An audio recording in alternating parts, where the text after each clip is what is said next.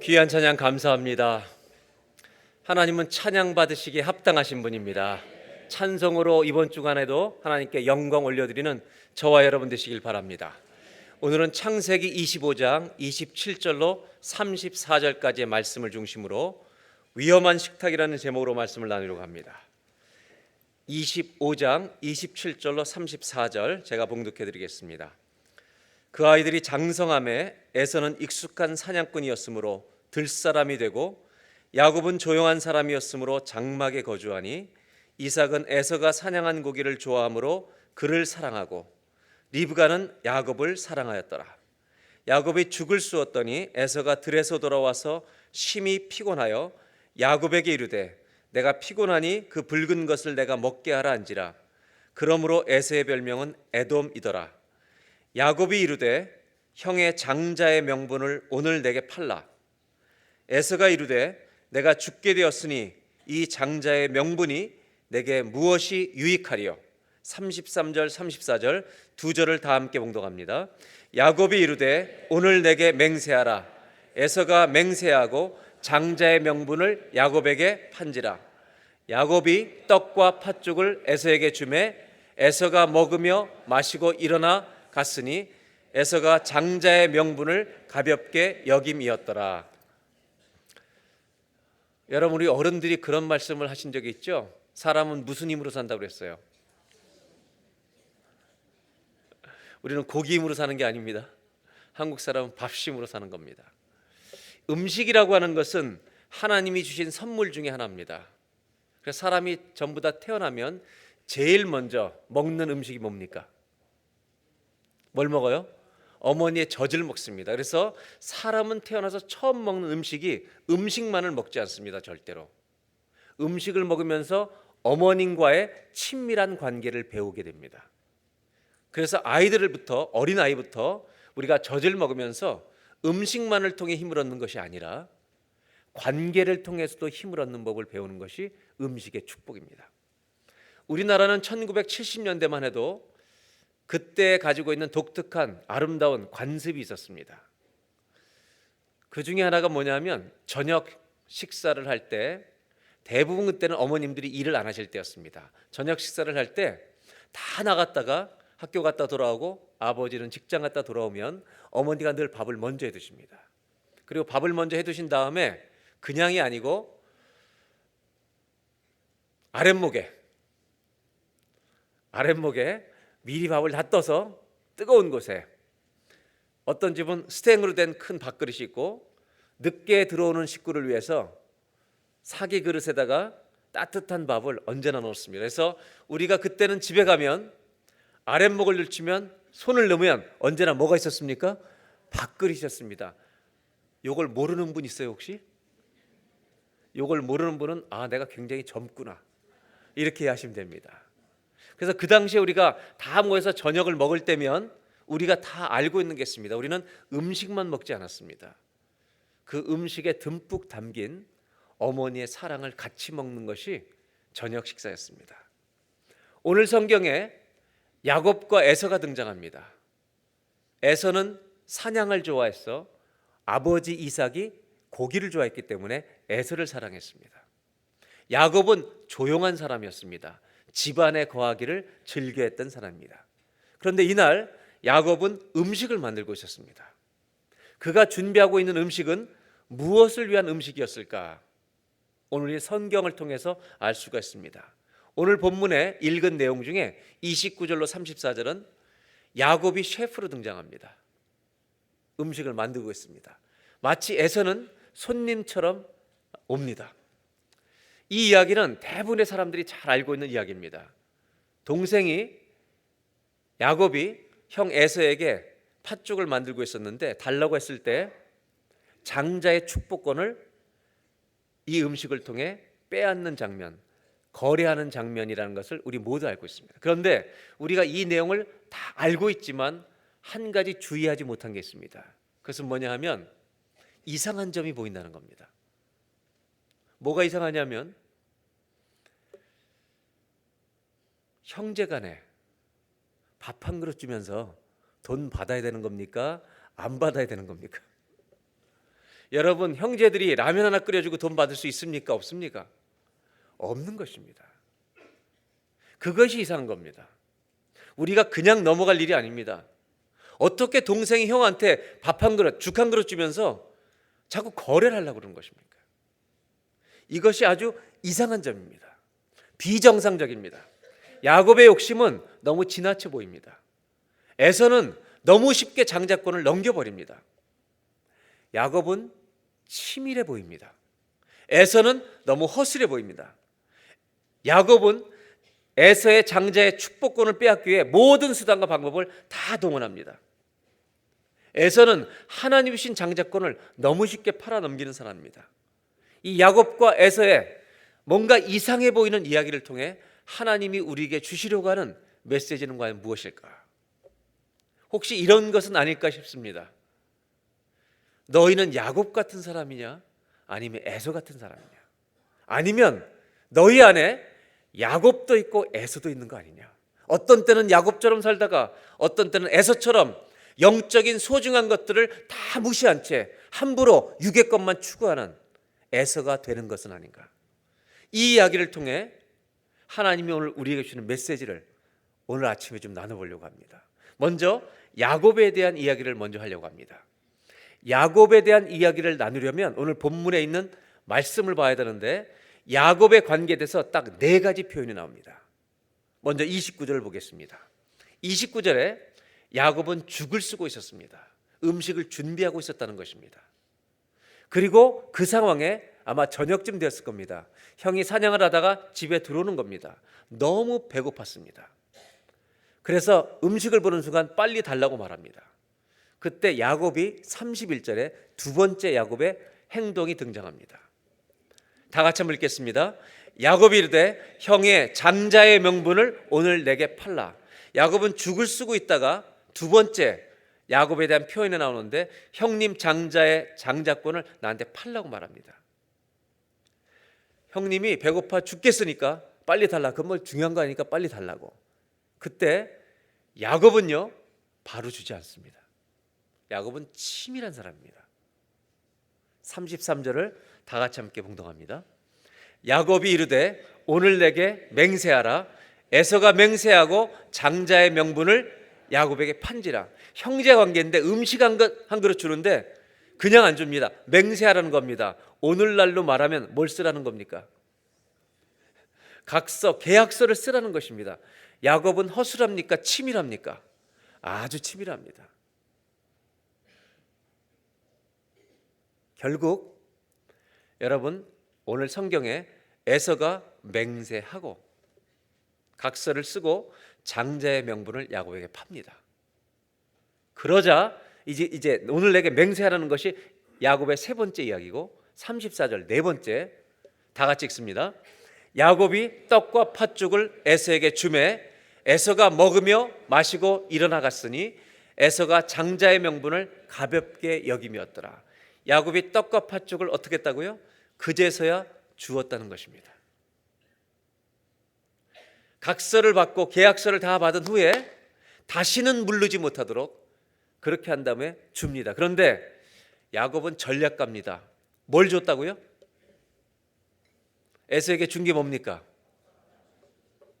에서가 달라고 했던 게 뭡니까? 야곱은요 덤도 줍니다. 팥죽만 주는 게 아니라 거기다가 덤으로 떡까지 얹어주니까 에서는요 이건 또 뭐야? 계약서에 없던 걸 더 주네? 너무 기뻐하고 먹었는지도 모릅니다. 오늘 이 네 표현들을 야곱에 관한 네 표현들을 읽어보면 야곱이 음식을 만들었던 동기를 알게 됩니다. 야곱이 죽을 쓰고 있었습니다. 여러분 무엇을 위해서 만들고 있는 것입니까? 식탁은 사랑을 나누는 자리입니다. 그러나 야곱의 음식에는 사랑이 전혀 들어가 있지 않습니다. 뭐가 들어가 있는지 아십니까? 빼앗을 욕심만 들어가 있습니다. 형의 것을 빼앗겠다는 마음을 듬뿍 담아 열심히 적고 있습니다. 야곱은 이날을 기다리고 있었습니다. 형님을 함정에 빠뜨리기 위한 날입니다.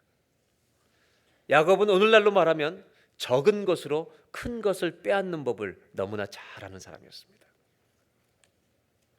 처세술에 능한 사람입니다. 팥죽 한 그릇에 떡을 더물어 주면서 기분 좋게 하는 척하면서 형님의 장자의 권리를 온전하게 고스란히 빼앗을 수 있는 실력을 갖춘 인물입니다. 그래서 여러분, 위험한 식탁입니다. 이 세상에는 이렇게 사람의 것을 빼앗으려는 위험한 식탁이 있고, 반대로 정성과 사랑을 듬뿍 담은 아름다운 식탁이 있습니다. 성경으로 다시 돌아가면, 창세기 앞장으로 돌아가면 사람이 제일 먼저 지은 죄가 무엇인지 혹시 기억하십니까? 사람이 제일 먼저 지은 죄가 무슨 죄입니까? 식탁에서 지은 죄입니다. 먹는 것으로 범죄한 것입니다. 사단은 아주 위험한 식탁을 차립니다. 선악과를 먹도록 권면합니다. 아담과 하와는 자신의 영원한 생명들을 잃어버릴 것도 하나님 말씀을 잊어버린 채, 생각하지 못한 채 선악과를 덥석 먹어버립니다. 거짓에 자기의 인생을 다 건 겁니다. 이 세상에는요, 너무나도 위험한 식탁이 많습니다. 자신의 인생을 망칠 수 있는 위험한 식탁에 여러분 앉지 마셔야 합니다. 1970년대 저희 아버님이 목회하시고 저는 학생 때입니다. 그때 통일교란 이름을 싹 가리고 버스를 대절해서 마을마다 통일 관광을 시켜주기 시작했습니다. 아무것도 모르고 사람들이 통일 관광 교육을 공짜를 좋아했던 때니까. 그리고 버스 타고 통일 관광을 하고 후한 점심 식사 대접을 받고 돌아오는 겁니다. 마을마다. 그러다 결국 그 버스와 식사를 제공하는 것이 통일교라는 것이 발각되면서 결국 그 통일교에 밥을 먹었던 모든 목사들의 명단이 공개되기 시작했습니다. 그래서 모든 교단마다 통일교에 밥을 얻어먹은 목사들을 심사하기 시작했습니다. 저희 아버님이 그 교단에, 섬기던 교단에 심사위원으로 가서 그 목사님을 만나본 후에 돌아오셔서 했던 얘기가 이것입니다. 아무것도 모르고 갔대. 아무것도 모르고 갔다는 겁니다. 그러나 교단에서는 심각하게 들었습니다. 통일교와 관련된 사람들. 결국 모든 교단마다 대부분 다 용서해 준 줄 압니다. 모르고 간 것입니다. 여러분, 밥 얻어 먹으러 갈 때 조심하시기 바랍니다. 그러나 반대로 진짜 아름다운 식탁이 있습니다. 정성된 사랑, 그냥 그것만을 주는 식탁들이 있습니다. 성경에 보면 다윗 왕이 된 다음에 우여곡절 끝에 왕이 됩니다. 하나님의 때가 차서 왕이 되는데 한참 왕으로서 아름다운 귀한 직분들을 감당하고 승리하고 있을 때 문제가 터집니다. 아들 압살롬이 반역을 해서 아버지를 내어 쫓습니다. 그때 성경에 다윗은 맨발로 자기 신하들과 도망갔다고 말합니다. 그리고 예루살렘을 떠나 요단강을 건너 마하나임이란 지역에 가는데 그때 세 사람이 다윗과 부하들을 먹이기 위해 음식을 가지고 오는 장면이 사무엘하 17장에 나옵니다. 그 사람의 이름은 소비와 마길과 바르실레라는 사람입니다. 한번 그 장면을 성경을 보도록 하겠습니다. 17장 27절, 다윗이 도망가다가 마하나임에 이르렀을 때 암몬 족속에게 속한 라밧 사람 나하스의 아들 소비와 로데발 사람 암미레의 아들 마길과, 발음이 어렵습니다, 로글림 길르앗 사람 바르실레가, 그런데 저는요 이 세 사람의 소비, 마길, 바르실레 중에 바르실레라는 사람은 제 마음속에 평생 남아 있습니다. 바르실레가 28절 다 같이 봉독합니다. 침상과 대야와 질그릇과 밀과 보리와 밀가루와 볶은 곡식과 콩과 팥과 몸에 좋은 것은 다 가져왔습니다. 그 다음에 약간 기름기 있는 것도 더합니다. 29절 제가 읽을게요. 꿀과 버터와 양과 치즈를 가져다가 다윗과 그와 함께한 도망가고 있는 인생의 가장 어려운 때 바닥을 치고 있는 사람들에게 다윗만이 아니라 백성에게 먹게 하였으니 이는 그들이 생각할 때 이 백성이 들에서 시장하고 고나고 정말 슬프고 춥고 배고프고 목마르겠다 함이더라. 여러분, 다윗 왕은 이 사람들의 사랑을 잊겠습니까? 못 잊겠습니까? 못 잊습니다. 얼마 후 아들 압살롬이 죽습니다. 그리고 다윗은 왕으로 복직합니다. 왕으로 복권된 다음에 영적인 것을 수습하고 제사장을 관리해 놓고 그 다음에 다윗은 자기에게 사랑을 베풀었던 사람을 하나씩 부릅니다. 그들을 기억합니다. 그 중에 이 바르실레 할아버지를 부릅니다. 19장으로 넘어갑니다. 사무엘하 19장에 왕이 바르실레에게 이르되 너는 나와 함께 이제 다시 요단강을 건너 예루살렘 왕궁으로 들어가자. 내가 너를 평생 왕궁에서 먹여 살리리라. 여러분, 다윗이 한 끼 얻어먹고 얼마나 고마웠으면 이렇게 하겠습니까? 그런데 바르실레가 이 왕의 권면에 대해서 어떻게 반응하는지 그 다음 절을 보겠습니다. 바르실레가 왕께 아뢰되 내 생명의 날이 얼마나 있어 없겠기에 어찌 왕과 함께 예루살렘으로 올라가리까? 나는 나이가 많아서 그런 대접을 이제 받을 필요도 없습니다. 그 다음 절 이 사람이 표현하는 이 표현은 감동적이기까지 합니다. 내 나이가 이제 80입니다. 어떻게 좋고 나쁜 것을 분간할 수 있습니까? 저는 음식의 맛도 이제는 별로 맛볼 수 없는 나이가 되었습니다. 그리고 다윗의 청을 아주 정중히 사양합니다. 그리고 35절 뒷부분에 이 종이 어떻게 다시 노래하는 남자나 여인의 소리를 알아들을 수 있사오리까? 어찌하여 종이 내 주 왕께 아직도 누를 끼치리까? 여러분, 이 바르실레의 태도가 아름답습니까? 아닙니까? 이런 사람을 누가 잊어버리겠습니까? 그리고 36절에 이렇게 마지막으로 말합니다. 자기의 동기를 말합니다. 다 같이 한번 읽겠습니다. 당신의 종은 왕을 모시고 요단을 건너려는 것뿐이었거늘 왕께서는 어찌하여 이 같은 상으로 나에게 갚으리 하십니까? 당신이 가장 힘들어 보이길래 그냥 요단강 건너는데 힘내시라고 음식 한번 갖다 드렸는데 어떻게 평생 왕궁에서 밥 먹는 것으로 저에게 갚으려고 하십니까? 저는 전혀 그렇게 한 게 아닙니다. 여러분, 바르실레가 멋있어요? 정말 멋있습니다. 바르실레 이야기는 여기서 끝나지 않습니다. 다윗이 죽을 때가 됩니다. 결국 바르실레는 왕궁에 오지 않습니다. 바르실레는 계산해서 음식을 드린 게 아닙니다. 다윗은 죽을 때까지 그를 잊지 못합니다. 함께 잊지 못하지만 잊지 못합니다. 그리고 다윗이 열왕기상에 죽을 때, 임종할 때 솔로몬에게 유언을 합니다. 너는 대장부처럼 살라고. 그리고 열왕기상 2장 7절에 그러면서 이런 이야기를 합니다. 마땅히 너는 솔로몬에게 부탁하는 겁니다. 길르앗 바르실레의 아들들에게 은총을 베풀어.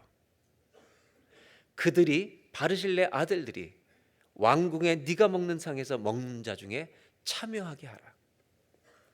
내가 너의 형 압살롬의 낯을 피하여 도망갈 때 마하나임에 있을 때 그들이 내게 나와 많은 것을 공개했다. 여러분, 한 가지만 질문해 볼까요? 다윗이 이들을 잊습니까? 못 잊습니까? 잊지 않습니다. 저는 이 성경을 읽으면서 이런 마음이 들었습니다. 다윗만 잊지 않는 게 아닙니다. 주님도 잊지 않으십니다. 우리 옆 사람에게 아무 이유 없이 사랑을 베푼 거 주님은 끝까지 기억하십니다. 야곱의 식탁은 계산된 식탁입니다. 요거 하나 차려주고 엄청난 것을 얻으려고 하는 위험한 식탁입니다. 주님은 이 식탁을 통해 우리에게 그리스도인들이 가지고 있어야 될 한 가지 식탁을 말씀해 주십니다. 사랑하는 여러분, 아무 이유 없이 주는 사랑의 식탁을 준비하는 저와 여러분 되시기를 주의 이름으로 축원합니다. 야곱의 이 위함은 식탁을 통해 하나님 우리에게 주시는 첫 번째 메시지가 있습니다. 한번 따라 하실까요? 사랑의 식탁을 준비하십시오. 여러분, 사랑의 식탁을 준비합니다. 아무 계산도 되어지지 않는, 그냥 주는, 옆에 사람이 힘들고 어려울 때 그냥 베풀어 줄 수 있는, 예수 믿는 사람들에게는 이 사랑의 식탁이 풍성해야 할 줄로 믿습니다. 저는 시골교회 목회할 때 대학원을 다녔습니다. 일주일에 이틀씩. 서울로 다니는데 우리 교인들이 제가 불쌍해 보였나 봐요. 총각으로 살고 있을 때니까.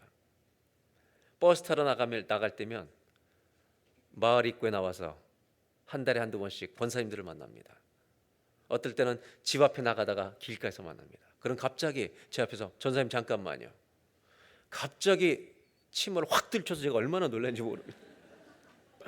침을 확 들쳤는데 깜짝 놀랐는데 안에 바지가 딱 있는 거예요. 딱 돌아서니 속바지에서 1,000원을 꺼내서 주시는데 한 번도 갚아본 적이 없습니다. 1,000원으로 뭐 사 먹으라고 주는지 아세요? 바카스. 바카스 한 병 들고 힘내서 갔다 오시라고.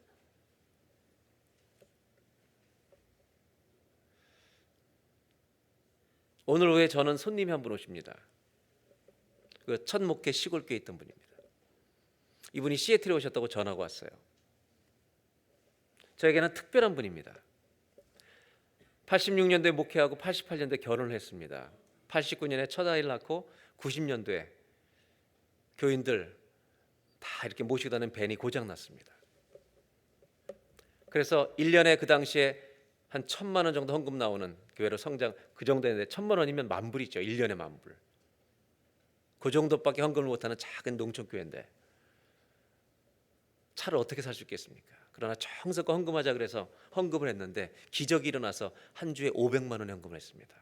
그때 저희도 헌금할 게 없어서 기도하는 중에 저희 딸내미 돌 잔치를 한 이후에 들어왔던 반지 팔찌 12돈을 그대로 예물로 하나님께 드렸습니다. 그 당시에 60만 원 정도입니다. 저희가 20만 원 월급을 받을 때. 근데 오늘 이 저녁에 이제 저를 만나러 오시게 될 이 권사님은 동생이 시애틀 페더럴웨이에 살고 있습니다. 이 부부가 남편이 선생님, 국민학교 선생님을 하다 그만 사직을 하시고 이분이 우체국을 운영하고 계셨습니다. 근데 그 헌금 얘기를 듣고 이 반지 팔찌 12돈 60만 원어치를 그대로 사서 팔지 않고 보관하고 있다가 저희 아이 2돌 때 선물하려고 보관하고 있던 분들입니다. 그런데 제가 그 당시에 제가 2돌까지 잊지 못하고 부목사로 서울로 이동하게 됩니다. 그때 제가 서울로 간다고 그분들이 저에게는 신발을 사주시고 제 아내에게는 포장된 선물을 준 겁니다. 그 선물에 우리가 바쳤던 헌금을 그대로 준 겁니다. 저희는 그분을 잊지 못합니다. 1990년도에 드린 헌금입니다. 90년 12월에 그 교회를 떠날 때 받은 겁니다. 남편은 돌아가셨고요. 이 여자 권사님은 장로님으로 은퇴하셔서 자기 동생 집에 왔다가 동생네가 나가는 교회가 페더럴웨이 작은 교회에서 예배를 빠질 수가 없으니 예배드리고 3시에 떠나서 오늘 저녁에 동생 부부가 오겠다는 겁니다. 저는요 뭘 준비하고 있는지 아십니까? 만찬을 준비하고 있습니다. 제가 평생 그분을 잊겠습니까? 아니, 주님이 그분을 잊으시겠습니까? 사랑하는 우리 성도 여러분, 옆에 어려운 사람이 보일 때 계산된 식탁이 아니라 아무 이유 없이 주님의 사랑 때문에 줄 수 있는 식탁을 가지고 사는 하나님의 사랑이 살아있는 우리가 되시기를 주의 이름으로 축원합니다. 두 번째는 에서에 대한 얘기를 하려고 합니다. 에서는 사냥 갔다 들어와서 너무 배가 고팠습니다. 그래서 죽을 쓰고 있는 야곱의 계략을 헤아릴 수가 없었습니다. 그래서 오자마자 30절에 이렇게 말합니다. 다 같이 한번 한 절을 봉독합니다. 야곱에게 이르되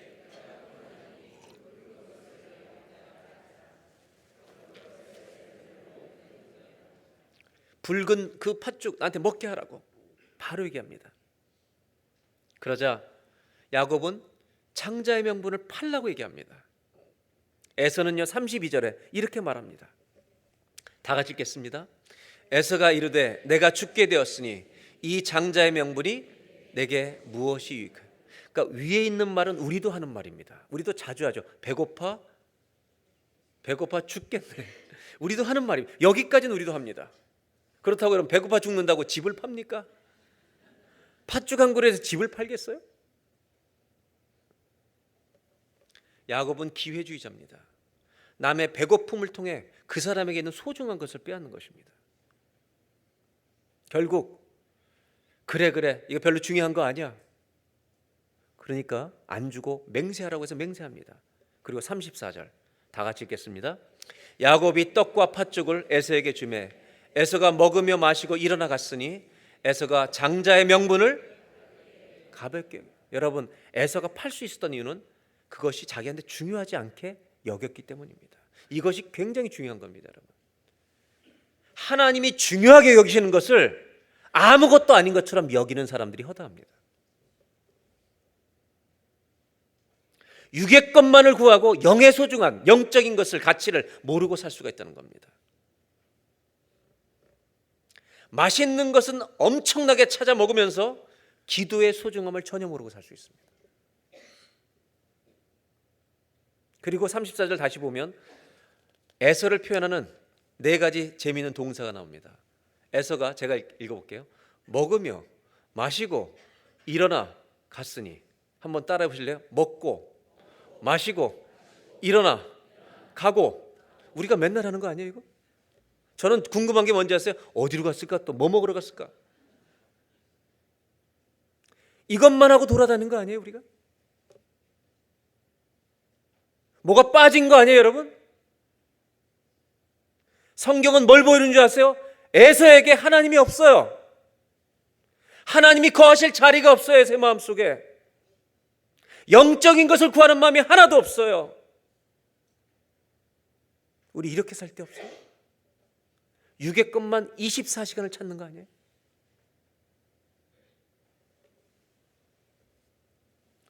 성경은 이런 해설을 히브리서 이렇게 표현합니다. 12장 16절 에서를 어떤 사람이 비유하냐면 음행하는 자와 같다는 겁니다. 음행하는 자와 혹 한 그릇 음식을 위하여 장자의 명분을 판 에서와 같이 둘을 똑같이 얘기합니다. 사람이 성적으로 음행할 때는 쾌락을 즐기지만 그 위에 벌어질 미래의 문제를 전혀 예상하지 못한다는 거예요.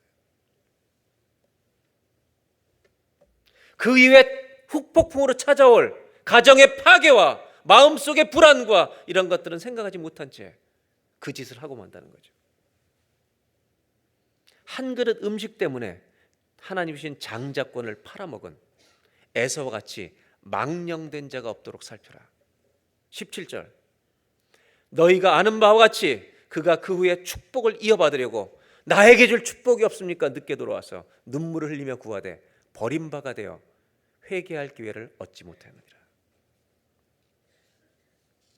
여러분 에서는 장자권, 더 나아가 하나님을 소홀히 여긴 사람입니다. 성경의 인물들을 중심으로 연구했던 알렉산더 화이트라는 사람이 있습니다. 이 사람은 에서의 문제를 우리에게 이렇게 더 깊이 볼 수 있도록 도와줍니다. 이 세상에 에서와 같은 사람들 중에 우리가 에서가 될 때가 있습니다. 장자권을 야곱이 팔 수 있다고 에서가 생각할 수 있는 이유가 있었다는 것입니다. 에서가 장자권을 팔 때 어느 누구도 장자권을 갑자기 파는 사람은 없다는 것입니다. 그 권리를 팔아먹었다는 것은 공개적으로 야곱에게 팔기 전에 이미 마음속으로 장자권이 아무것도 아니라는 것을 마음속으로 많이 팔아먹은 경험이 있는 사람이라는 겁니다. 마음속에 이미 버렸다는 것입니다. 즉 사람은 어떤 죄를 짓기 전에 마음속에 이미 그 죄를 허다히 짓는다는 것입니다. 연습하고 짓는다는 것입니다. 그래서 야곱은 형을 보는 순간 안다는 겁니다. 저거 팔아먹겠는데? 여러분, 사람들이 우리를 보면 저거 팔아먹을 사람이 아닌지 안다는 겁니다.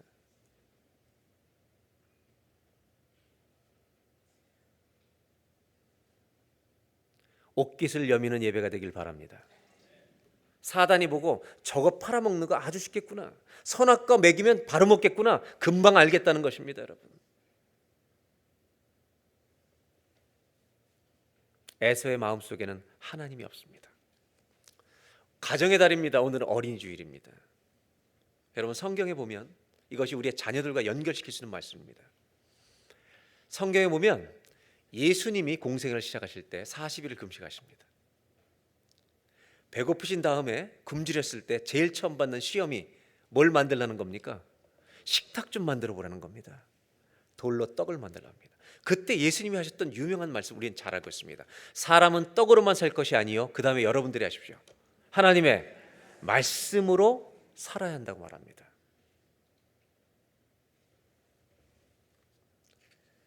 에서에게는 말씀이 없습니다. 분별할 수 있는 말씀이 없습니다. 만일 부모된 자들에게 말씀이 없다면 자식에게 말씀을 줄 수 있겠습니까? 아니, 우리는 믿음을 가져놓고 자식들에게는 성공만 가르치는 부모가 되는 건 아닙니까? 만일 그렇다면 우리는 오늘 우리 집에서 에서들을 길러내고 있는 것입니다. 하나님 말씀하십니다. 야곱의 위험한 식탁도 이제는 그만둬라. 에서의 무지몽매한 육의 것만 추구하는 이 음식도 그만둬라. 주님은 우리 가정에 먹는 음식만이 아니라, 팥죽만이 아니라 말씀의 식탁이 있는 가정이 되길 원하십니다. 저와 여러분의 가정에 말씀이 살아있기를 주의 이름으로 축원합니다. 아무리 호화로운 음식을 먹어도 말씀을 평생 가지지 못하는 사람은 세계 최고 음식을 먹어도 우울한 만찬일 뿐입니다. 에서를 통해 또 하나의 식탁을 배웁니다. 육의 것만을 먹는 식탁 갖지 말라는 것입니다. 아무리 호화로운 음식을 먹더라도 우리 안에 영의 양식이 없다면, 말씀이 없다면 위험한 식탁입니다. 요한복음에 예수님이 이렇게 말씀하십니다. 나에게는 너희가 모르는 양식이 있다. 너희가 알지 못하는 양식이 있다. 요한복음 4장 32절에 33절에 제자들이 서로 수군거립니다. 누가 잡수실 것 갖다 드렸냐? 그때 예수님은 34절에 당신의 양식을 이렇게 말씀하십니다. 다 같이 한번 봉독합니다. 예수께서 이르시되 나의 양식은 나를 보내신 이의 뜻을 행하며 그의 일을 온전히 이루는 이것이니라. 주님의 양식은 주의 말씀이고 그 말씀대로 순종하는 것입니다. 말씀의 식탁이 있는 가정 되시기를. 그래서 자녀들에게 그들의 가슴 속에 성공만 심어주는 것이 아니라 하나님의 말씀을 심어주는 식탁이 있는 저와 여러분 가정 되시기를 주의 이름으로 축원합니다. 두 번째로 이 위험한 에서의 식탁을 보며 하나님이 우리에게 가르치시는 식탁이 있습니다. 한번 따라 하실까요? 말씀의 식탁을 나누어 주십시오. 말씀의 식탁을 나누는 겁니다.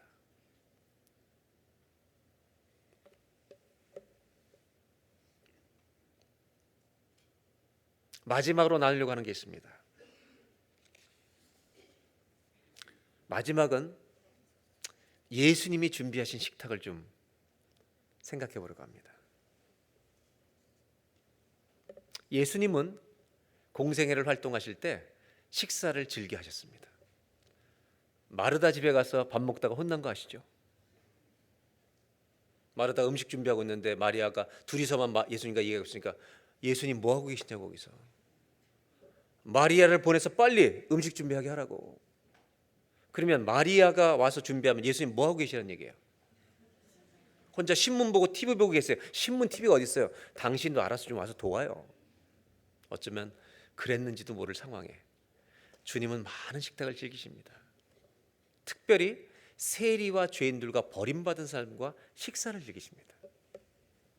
그래서 바리새인들이 욕을 합니다. 왜 예수님은 저런 인간들하고 밥을 먹냐고. 그때 예수님은 아무 반응을 안 하십니다. 그들과 친구가 되십니다. 여러분, 식사할 때는요, 다른 게 들어가면 안 됩니다. 아내 되신 분들에게 부탁합니다. 남편들에게 밥을 차려주실 때 잘 드시고 돈 좀 제발 좀 많이 벌어오세요. 이렇게 얘기하시면 안 됩니다.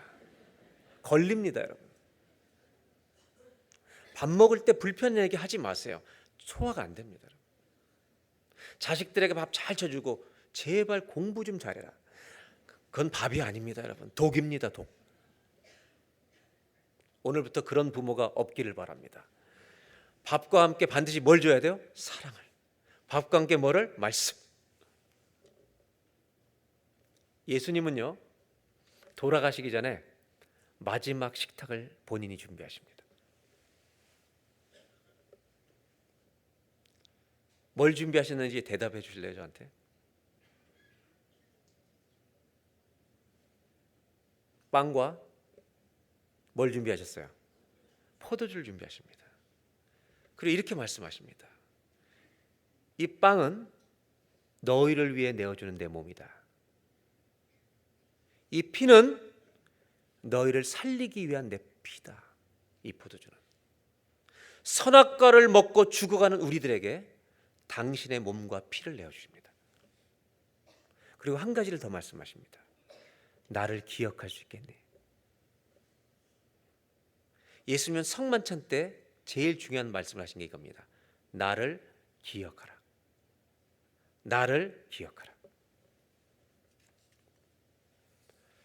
여러분, 예수님은 선악과 먹고 죽은 우리들에게 영원한 생명을 다시 주시는 생명나무이신 줄로 믿습니다. 그런데 우리가 이 예수님의 마지막 식탁을 뭐라고 부르냐면 성만찬이라 부릅니다. 맞습니까? 성만찬입니다. 커뮤니언이라고 부릅니다. 그렇다면 우리가 성만찬이 될 수 있어요, 없어요? 우리가 생명나무가 될 수 있어요, 없어요? 우리가 될 수 있어요? 우리는 아닙니다. 누가 되십니까?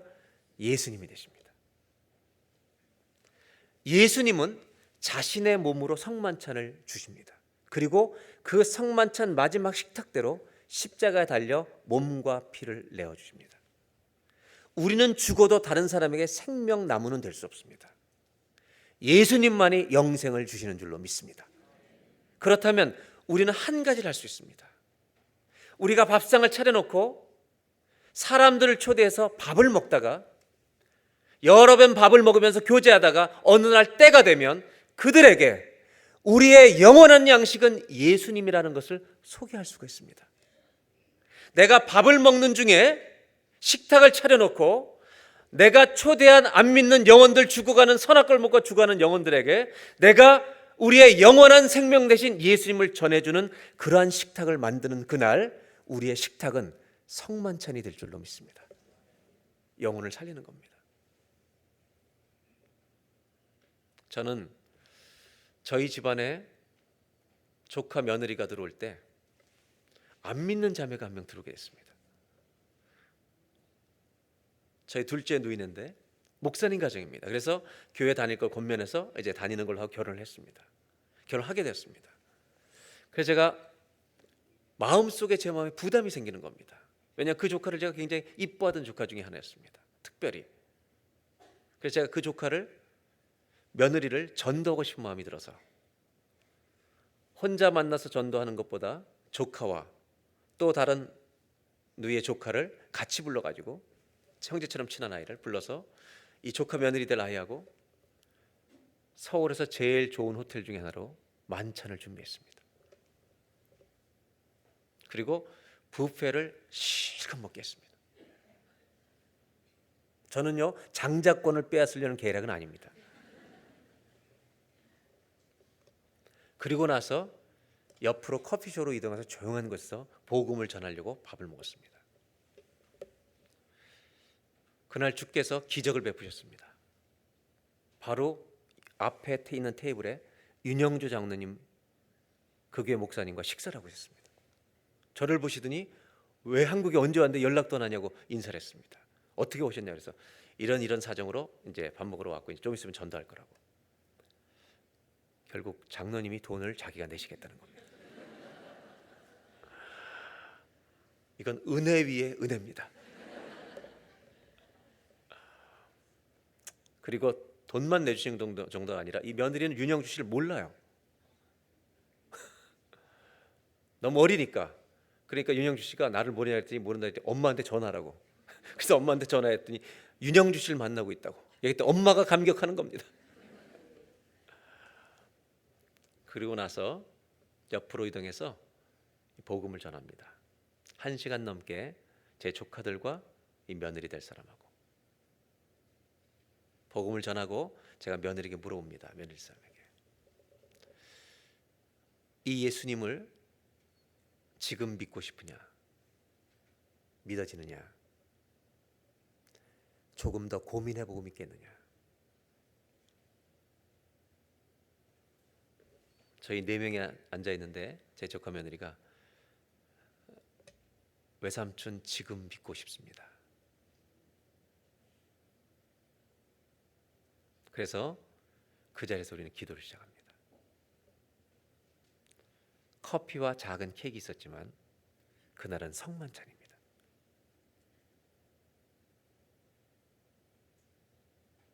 몇 달 전 밴쿠버에 어느 식당에 갔는데 윤 장로님이 또 나타나셨습니다. 장로님이 저한테 아니 우리는 왜 식당에서만 만나는 거죠? 우리 딴 데서도 만나자고.